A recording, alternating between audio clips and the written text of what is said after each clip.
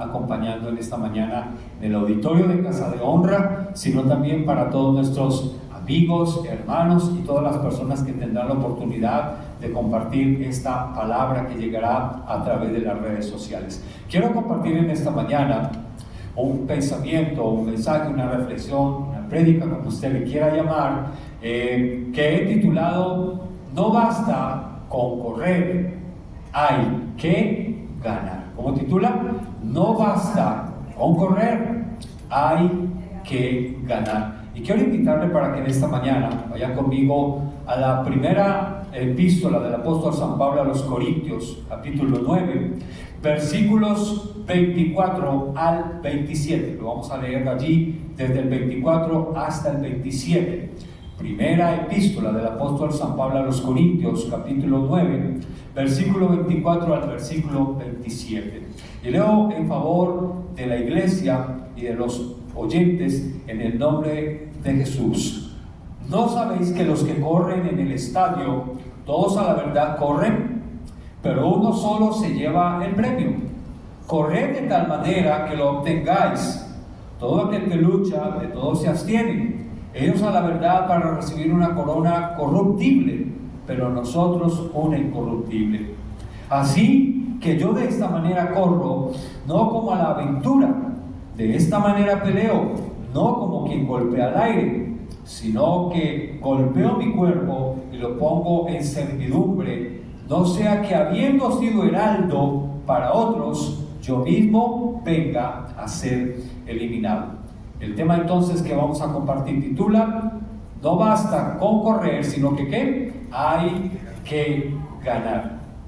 Y algo que podemos analizar, algo muy importante que podemos analizar, de hecho escuchábamos que hoy en la ciudad había una carrera estaba siendo auspiciada por un equipo de nuestra ciudad, equipo de fútbol de nuestra ciudad, y la verdad es que todos los que estaban participando de esta carrera, de alguna manera tenían que tener una X preparación en su vida personal, porque no es simplemente decir correr por correr, salir a correr por correr. Hemos escuchado personas que corriendo una carrera de esta magnitud sin tener la preparación han colapsado, muchos se han infartado, otros se han desmayado, bueno, cualquier cantidad de cosas.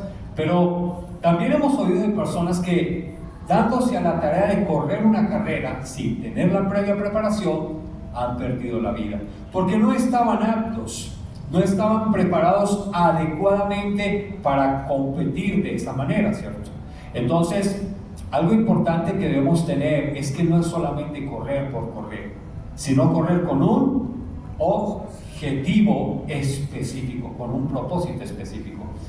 El apóstol San Pablo le está hablando a los corintios, a la iglesia de Corinto, y Pablo anima a los cristianos de Corinto a que renuncien voluntariamente a sus derechos por el bien de las personas que eran más débiles en su fe. Eso es lo que está diciendo el apóstol San Pablo cuando escribe aquí en el capítulo 9, en el versículo 24. Lo vuelvo a leer. Dice: ¿no sabéis que los que corren en el estadio, todos a la verdad corren, pero uno solo se lleva el premio?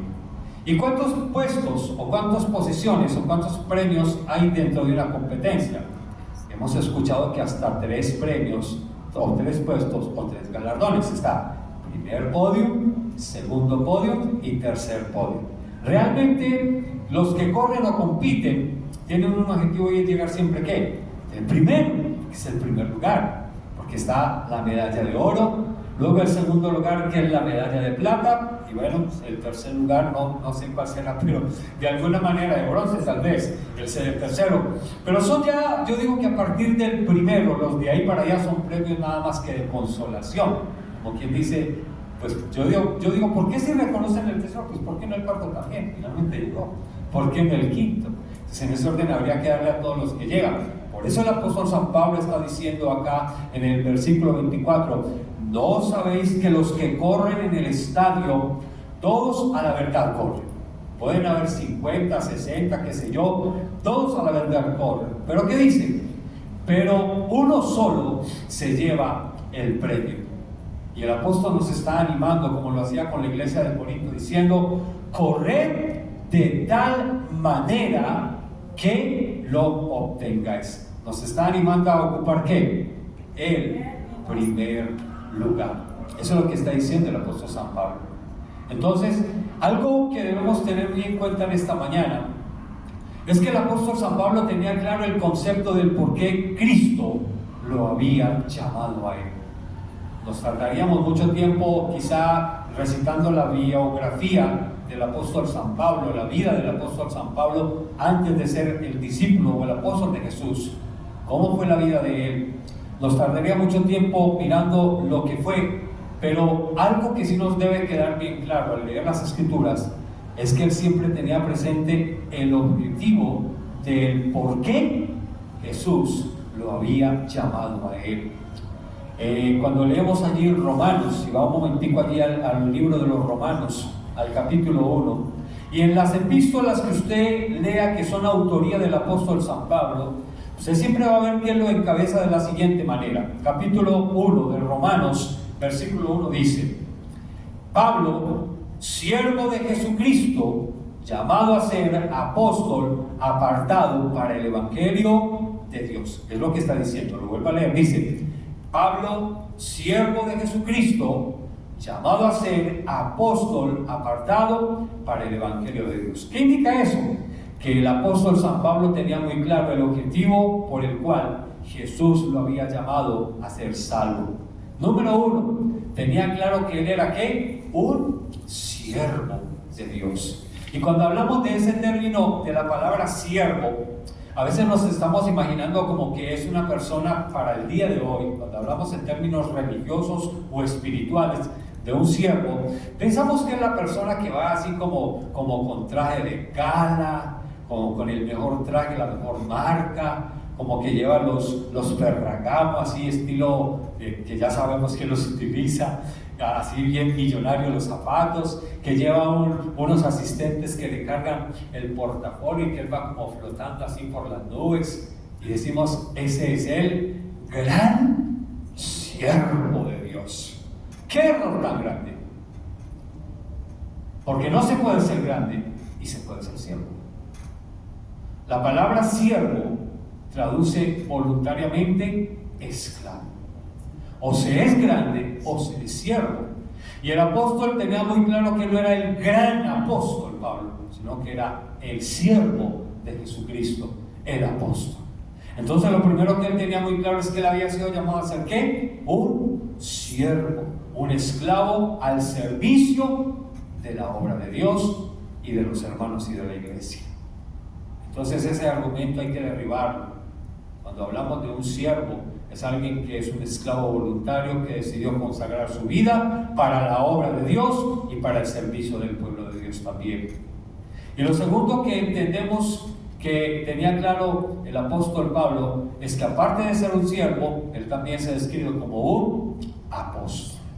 Entonces también creemos que ese título es algo tan prominente que mejor dicho, le tienden tapetes y pasan por encima de ellos y le hacen la venia bendita. No, la palabra apóstol significa enviado, uno que tiene una misión específica para cumplir, no era otra cosa. Entonces Pablo entiende que él era un enviado al servicio de la obra de Dios y también de los hombres. La pregunta que hoy nos debemos hacer es: ¿tenemos nosotros claro cuál es el propósito con el cual o por el cual Dios nos ha llamado a través del sacrificio de Jesús?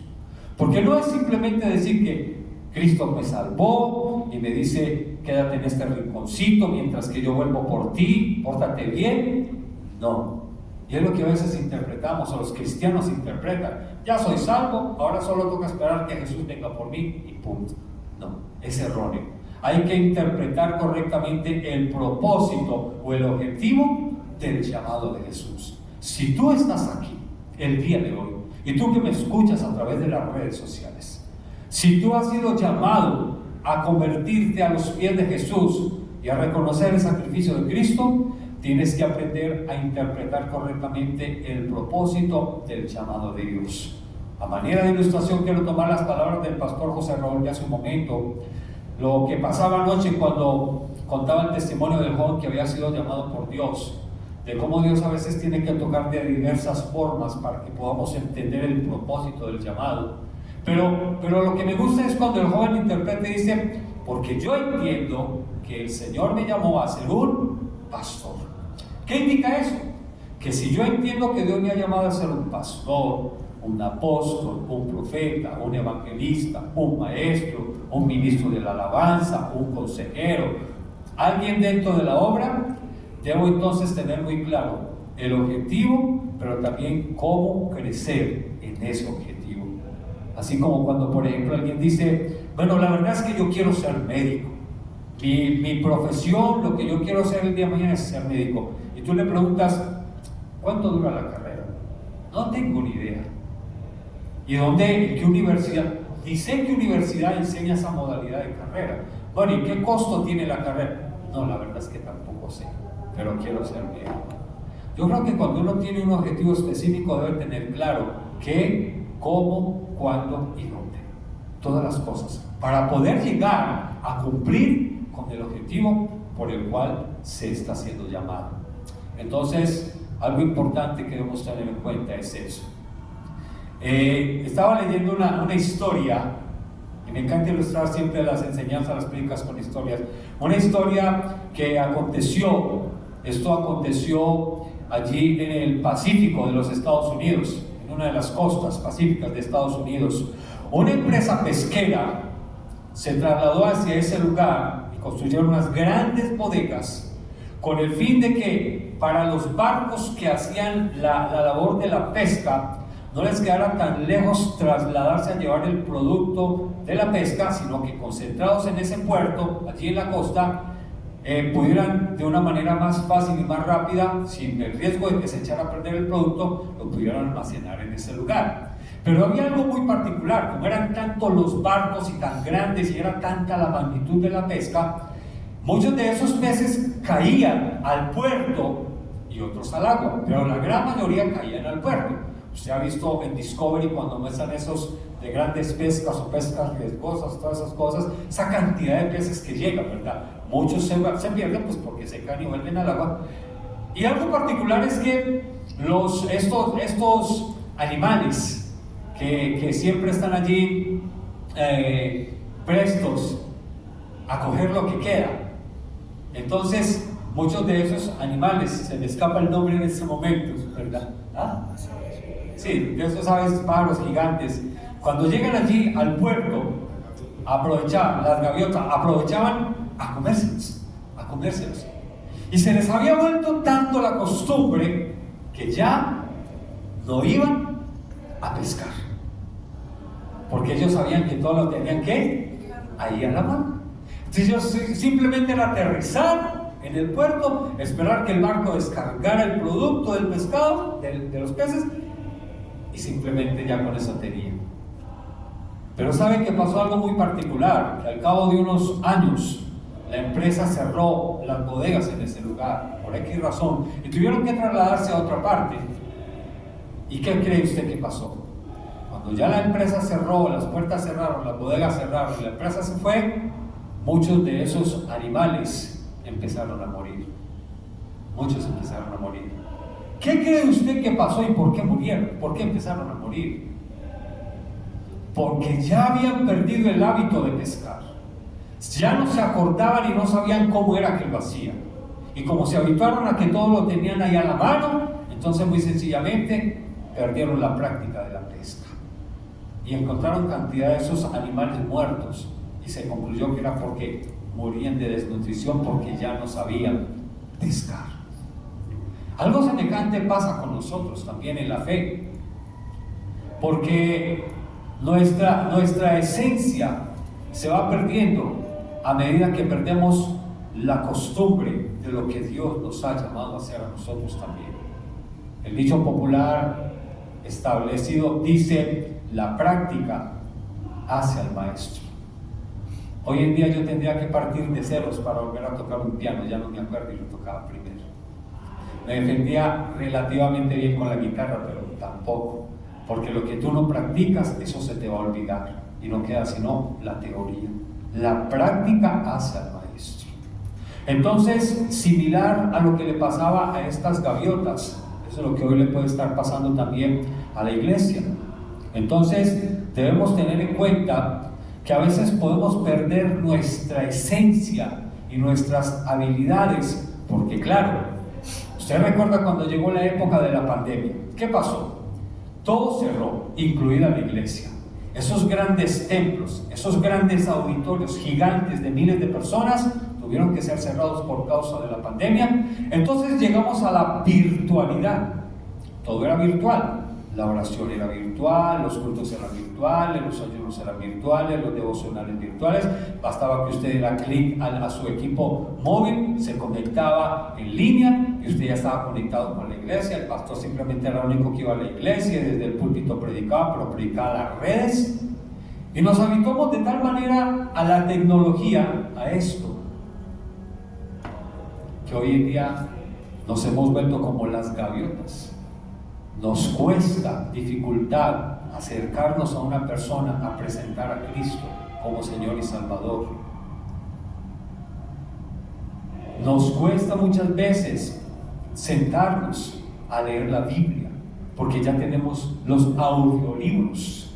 Y si yo no quiero leer literal con mis ojos la Biblia, puedo poner el audio y simplemente tengo allá el que lo va a leer y yo simplemente lo escucho. Es todo tan tremendo. La tecnología avanza de tal forma que hoy en día usted que las sopas son instantáneas. Todo es instantáneo. Usted va a hacer un sobre de allá, de una pasta allá, y cuando crece, ya está la sopa de pasta lista. Ahora creo que se están inventando un sobrecito que usted lo echa a la olla a presión en polvito y se arma un pollo. Bueno, eso es nada más exageración. Pero la tecnología avanza de tal manera que casi que estamos a punto de llegar a eso, ¿verdad? Estamos a punto de llegar a eso. Pero recuerden cuando nos convertimos al Señor, nos queríamos comer el mundo entero. Queríamos ganarnos la ciudad, la familia, todo el mundo, si el jefe, si los compañeros, y eso era tremendo. Casi que nos tenían que decir, pare, despacio, se va a desbocar como el caballo. Pero hoy en día hemos perdido el hábito, la habilidad de cómo hacerlo, porque nos hemos apoyado en las redes. Y Dios bendiga la radio. Yo sé que este mensaje va a salir por la radio. Dios bendiga la radio, Dios bendiga la tecnología, pero lamentablemente se ha vuelto un pretexto para muchas personas decir: yo no hablo porque yo apoyo la radio, entonces como yo doy mi ofrenda a la radio, que el pastor vaya y predique en la radio. O yo apoyo a tal ministerio y pues ese ministerio es el que lo hace. Y a veces desligamos la responsabilidad del propósito con el cual Dios nos ha llamado a nosotros. Y le digo una cosa: si nosotros no lo hacemos, el enemigo no se va a quedar quieto, el enemigo no va a descansar. Usted sabe que todos los días en el Congreso de la República, en el Senado y allá en la Corte, todas esas cosas están llevando proyectos nuevos, que muchos de ellos van en contravía a la palabra de Dios, en contravía de los principios de la fe cristiana, que lo único que quieren hacer es desvirtuar. Proyectos como que vamos a sacar la Biblia de los colegios, que la oración salga de los colegios. Un proyecto que tomaron en estos días, gracias a Dios, era que los menores de edad se podían casar. Los menores de edad se iban a poder casar, y ya se tumbó ese artículo, eso no va más, tienen que tener autorización, tienen que ser mayores de edad. Pero vamos a llegar a cosas tremendas, porque escrito está que cosas peores vendrán, está escrito en la Biblia. Entonces, necesitamos estar muy claros en el propósito y en el objetivo con el cual Dios nos ha llamado a nosotros. Y yo quiero hacerte una pregunta: ¿estás claro en el objetivo con el que Dios te ha llamado? ¿Estás claro con el propósito con el que Dios te ha llamado? No solamente ser salvo y heredar la vida eterna el día de mañana. Aparte de ello, mientras Dios te ha llamado a cumplir una misión y una función específica acá en la tierra. Quizá alguien pueda decirme, yo soy muy malo para aconsejar, soy muy malo para predicar, yo no, tengo la habilidad de pararme en un púlpito, en una plataforma a predicar, pero eres buen intercesor. Entonces estudia qué es ser intercesor, cómo ser un buen intercesor, cómo hacer la oración eficaz del justo para que llegue al altar de Dios. Si eres bueno en el evangelismo, ¿cómo puedo hacer? ¿Cómo las estrategias? ¿Cómo puedo llegar? ¿Cuál es la forma de presentar a Cristo? En fin, cada uno debe prepararse en el área para el cual Dios le ha llamado, porque algo importante es que no es correr solamente, sino que, ¿cómo titula? No basta con correr, sino que hay que ganar, hay que ganar. Entonces, lo que nos está diciendo allí el apóstol Pablo a nosotros. Y volvamos de nuevo allí al capítulo 9, versículo 24 al 27, donde estábamos inicialmente, para que miremos lo que dice allí la palabra del Señor. Versículo 25 dice: todo aquel que lucha, de todo se abstiene, dice el apóstol San Pablo. Dice: todo aquel que lucha, de todo se abstiene. Ellos a la verdad, para recibir una corona corruptible, pero nosotros una incorruptible. Y el apóstol Pablo estaba haciendo un paralelo, o una analogía, o una comparación entre el atleta y entre el cristiano, porque de alguna manera nosotros somos atletas que corremos la carrera de la fe, y él está haciendo un paralelo diciendo: ellos a la verdad, los que corren en el estadio, los que van en la pista corriendo, ellos a la verdad de todo se abstienen. ¿De qué cree usted que se tiene que abstener un atleta, un deportista de alto rendimiento, un futbolista profesional, un deportista profesional?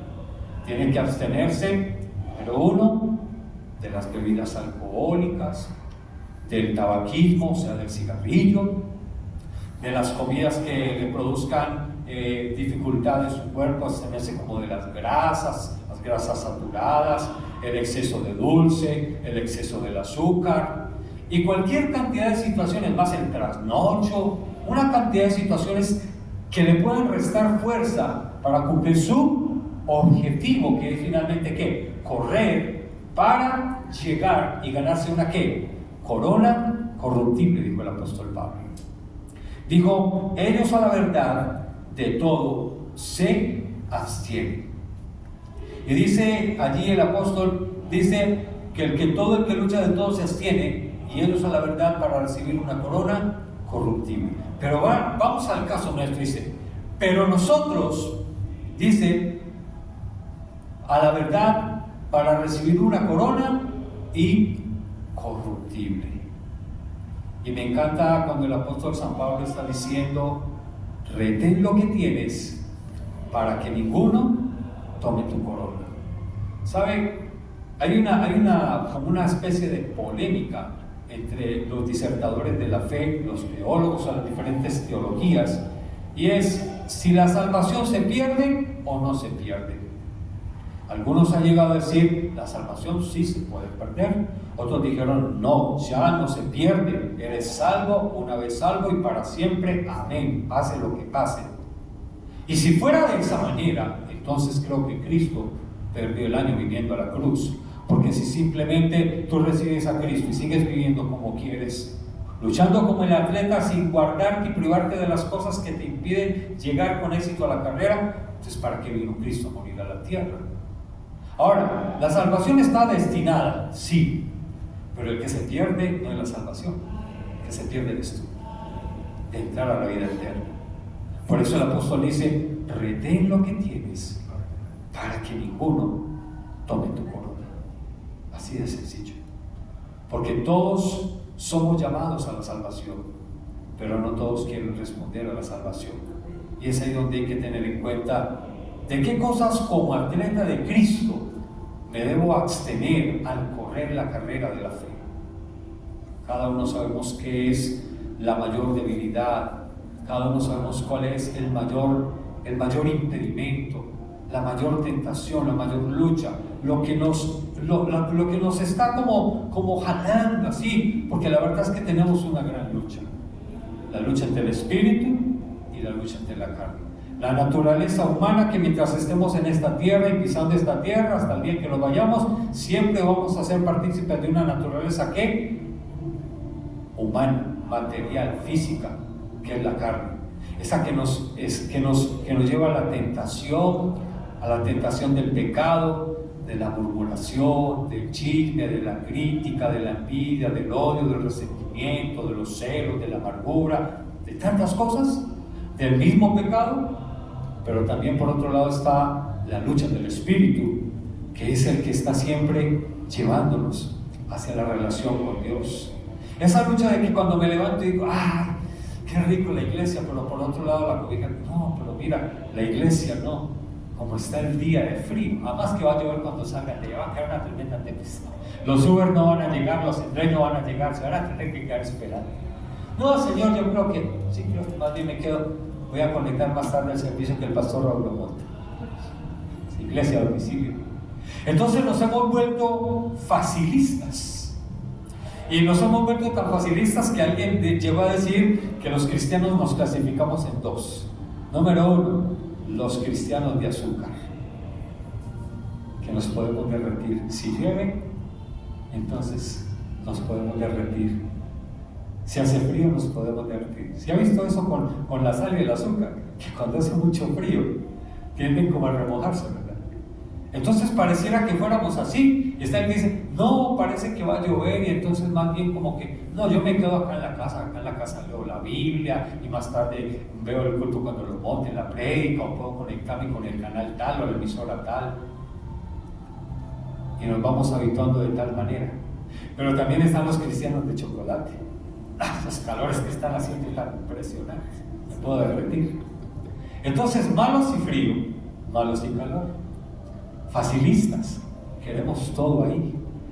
Y me encanta lo que el apóstol San Pablo está diciendo acá en 1 Corintios capítulo 9, versículo 26. Así que yo de esta manera corro, no como a la aventura. Pablo dijo, yo no corro a la deriva, corro porque tengo un propósito específico: agradar a Dios y servir a mi prójimo, servir a la iglesia. Entonces dijo, así que yo de esta manera corro, no como a la aventura, de esta manera peleo, no como quien golpea al aire. Es decir, él tenía claro su objetivo de su llamado. Y dice, sino que golpeo mi cuerpo y lo pongo en servidumbre, no sea que habiendo sido yo heraldo para otros, yo mismo venga a ser eliminado.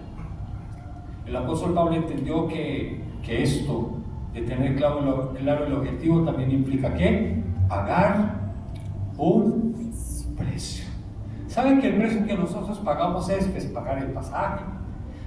Mojarnos un poquito mientras llega el carro, esperar un poquito si el carro nos llega y nos desesperamos.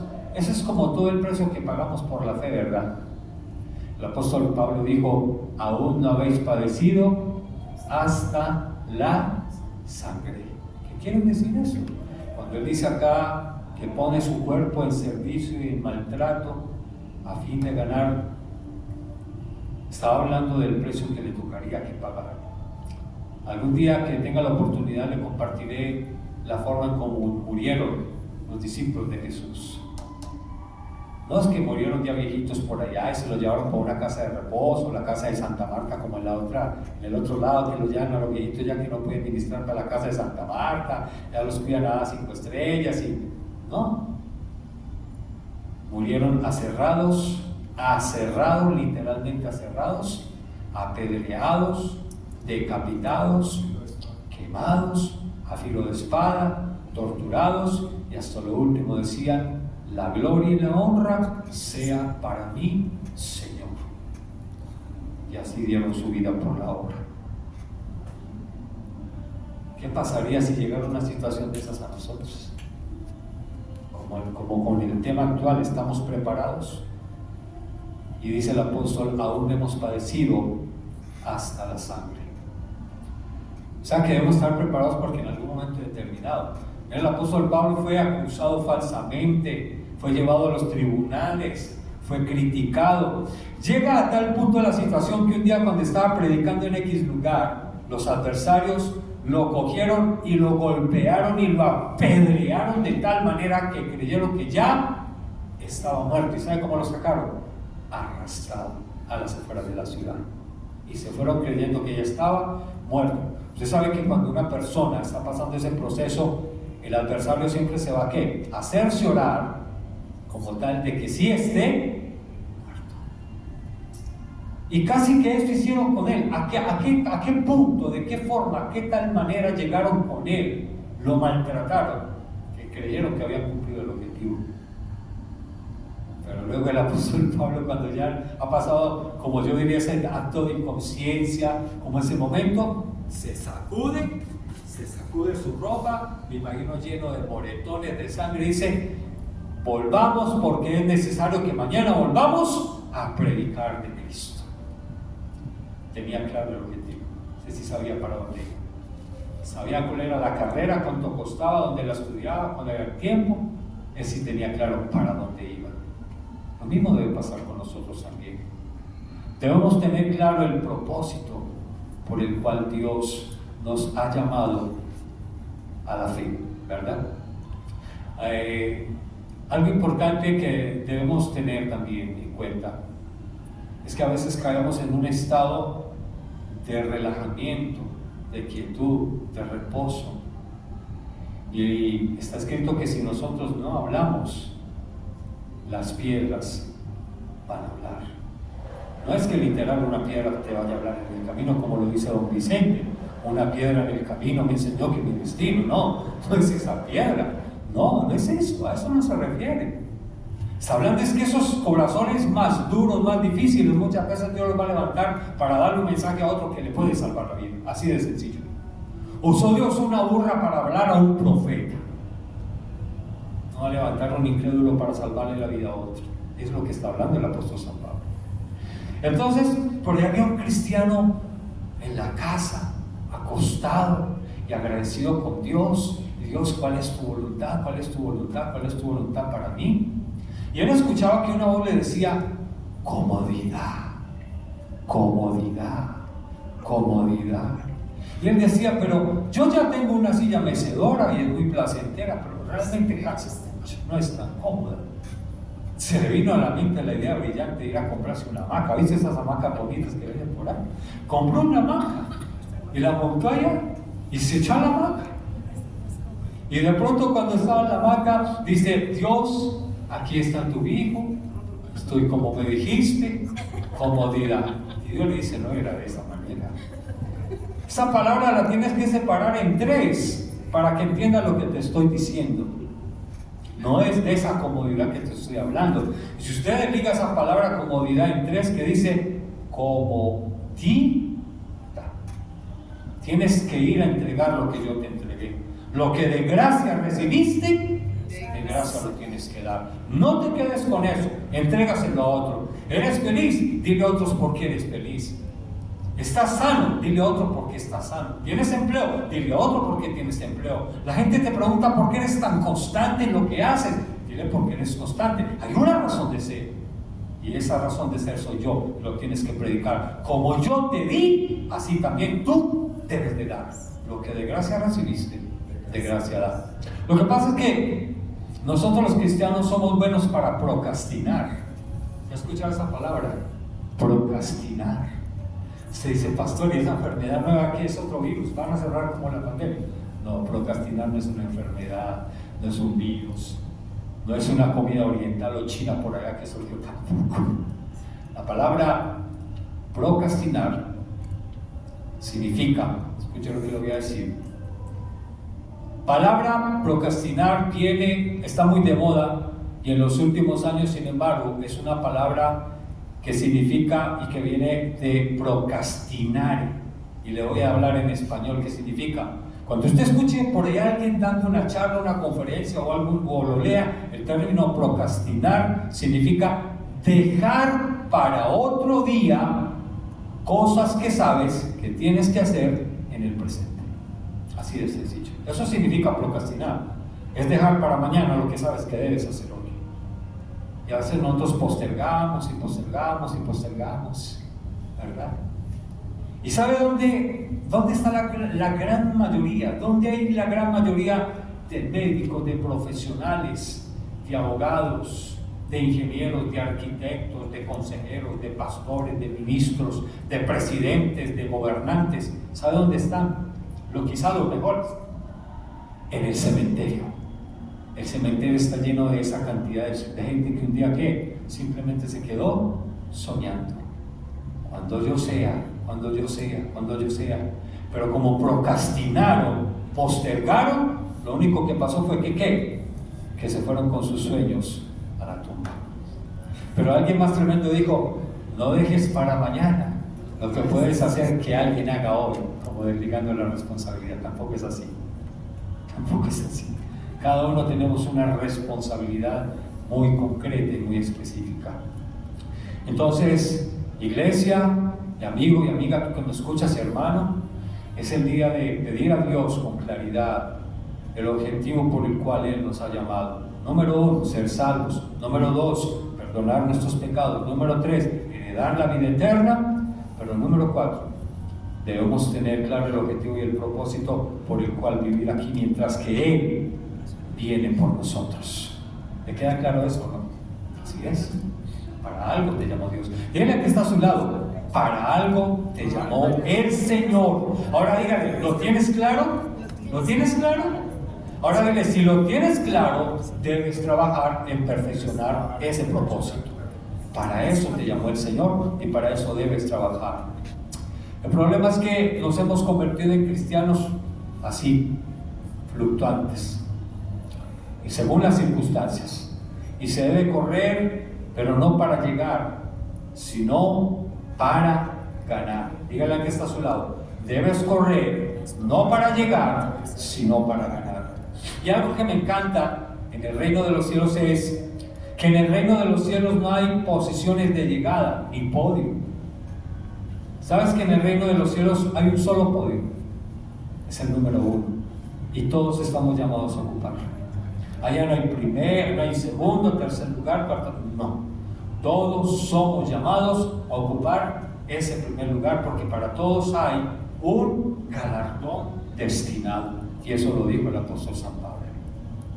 Me encanta, yo hace día lo prediqué cuando él decía: he peleado la buena batalla. Es como, por decir algo, el testamento que está firmando el apóstol Pablo. Ya se llegaron sus días finales, él sabía que era lo último que iba a vivir, y al llegar ya como la persona que está ya al borde ya de irse de este mundo, dice: bueno, quiero hacer mi testamento, quiero firmarlo, quiero dejar todo claro, quiero dejar todo como debe ser. Entonces ya como que en ese momento dice: he peleado la buena batalla, he corrido la carrera, he guardado la fe. Entonces dice: por lo cual me está guardado la corona de justicia, la cual me dará el Señor, juez justo, y no solo a mí, sino a todos los que aman su venida.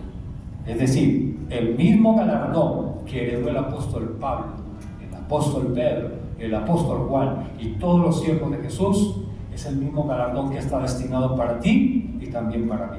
Usted me podría decir: Pastor Fernando, pero el apóstol Pablo era el apóstol Pablo, tenía mucho conocimiento, mucha letra, era un hombre prominente y era el apóstol de Jesús. Sí, pero era un hombre de carne y de hueso, sujeto a tentaciones, a debilidad en la carne, a temores, a inseguridad, a miedo. Pero finalmente el hombre pudo decir que lo que había vivido, lo había vivido por la fe del Hijo de Dios.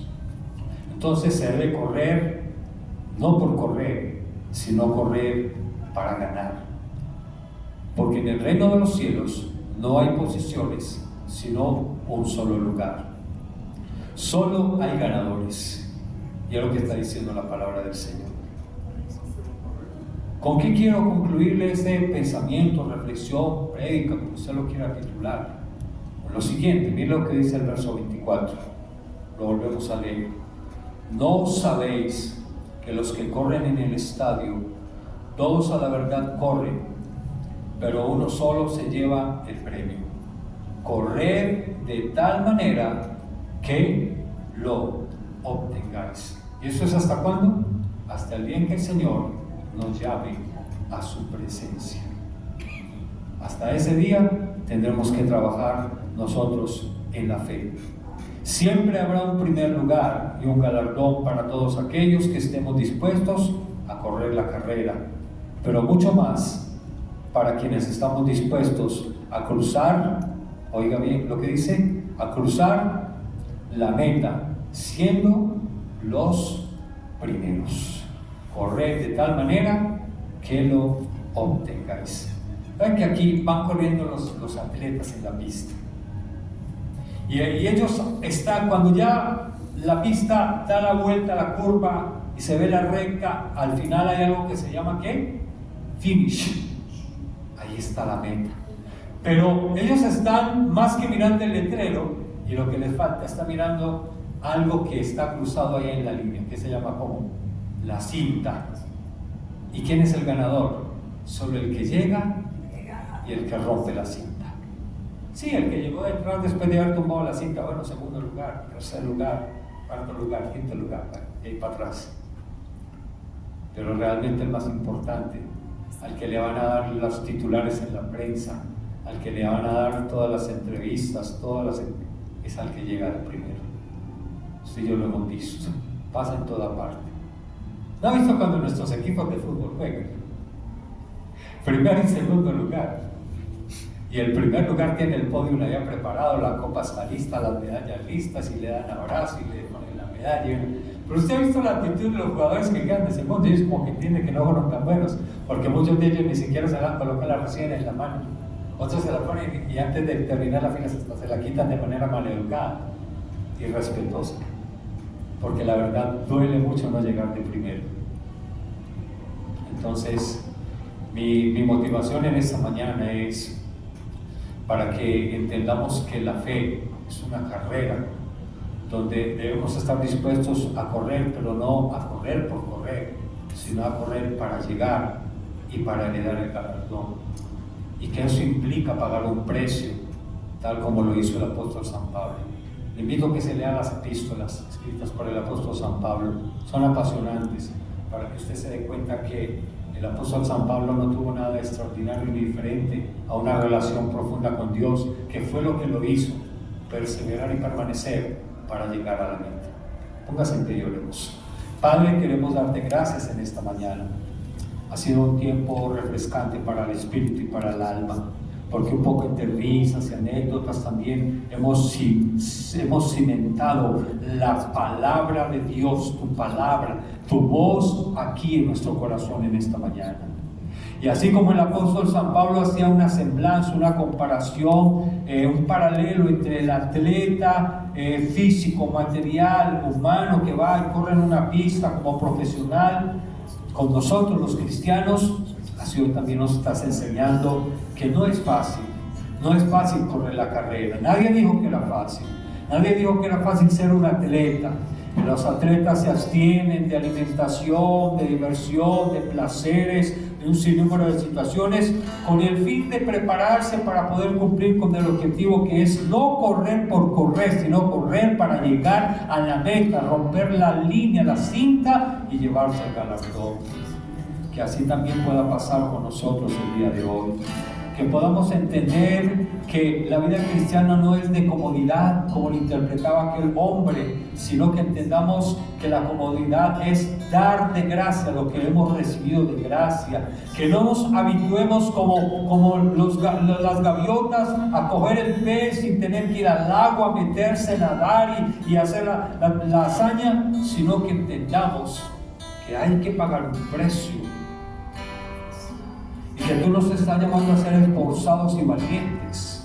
Porque como lo dije hace unos días, si ser cristiano fuera tan fácil, los auditorios de la ciudad quedarían insuficientes para albergar las multitudes que todos los días llegarían. Pero hay que pagar un precio, y en eso se marca la diferencia del verdadero discípulo de Jesús. que es constante, que es permanente, que es fiel, que es firme, que no se deja aplastar de las circunstancias, que persevera, que permanece, que aún del polvo se levanta, como el apóstol Pablo cuando lo apedrearon y lo sacaron como muerto, y él se levanta y se sacude y dice: devolvámonos porque nuevamente es necesario predicar a Cristo. Padre, hoy te damos gracias por esta palabra, que podamos entender cuál es el objetivo con el cual tú nos has llamado, que podamos descubrir cuál es el objetivo con el cual tú nos has llamado a la salvación. Y es entender que mientras estemos en esta tierra, entre tanto que tú vuelves por la iglesia y por nosotros, entendamos que hay una tarea que cumplir, y que si ya la tenemos clara, nos preparemos, nos capacitemos para cumplirla, y que si aún no tenemos claro, pues que vayamos al secreto a descubrir cuál es el para qué me has dejado acá en la tierra mientras que tú vuelves. Levanta tus manos ahí donde estás. Alaba al Señor en esta mañana y dale las gracias por hacerte un privilegiado, por hacerte un privilegiado. Dile: gracias, Señor, permíteme permanecer, perseverar, permíteme establecerme, que las circunstancias no me muevan a mí, porque el victorioso vive en mí. Yo declaro tu gloria en esta mañana.